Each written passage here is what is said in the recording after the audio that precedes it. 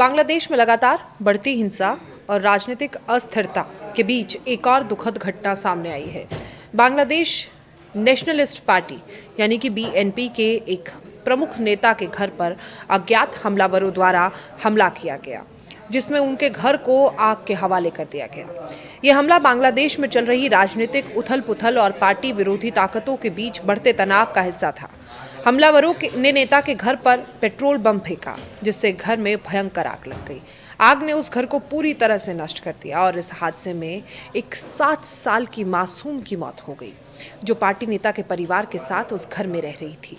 ये बच्ची उस समय घर में मौजूद थी जब हमलावरों ने घर पर हमला किया और उसकी जलने से मौत हो गई।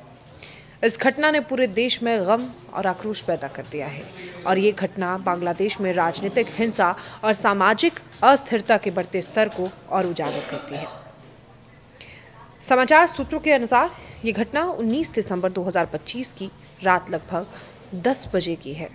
उस समय बांग्लादेश नेशनलिस्ट पार्टी के नेता के घर में उनके परिवार के सदस्य मौजूद थे। हमलावरों ने पहले घर में के आसपास कड़ी निगरानी की और फिर पेट्रोल बमों के जरिए घर को आग के हवाले कर दिया। आग तेजी से फैल गई और घर के भीतर मौजूद लोग भागने में असमर्थ रहे। परिवार के सदस्य आग में बुरी तरह से झुलस गए, जबकि 7 साल की मासूम की मौत हो गई। इस हादसे में कई लोग गंभीर रूप से घायल भी हुए हैं, जिनमें कुछ अन्य बच्चों और वयस्कों के साथ साथ पार्टी के नेता भी शामिल है। घटनास्थल पर पहुंची पुलिस ने तुरंत बचाव कार्य शुरू किया, लेकिन बच्ची की मौत को नहीं टाला जा सका। पुलिस ने हमलावरों के खिलाफ मामला दर्ज कर लिया और अब जांच जारी है।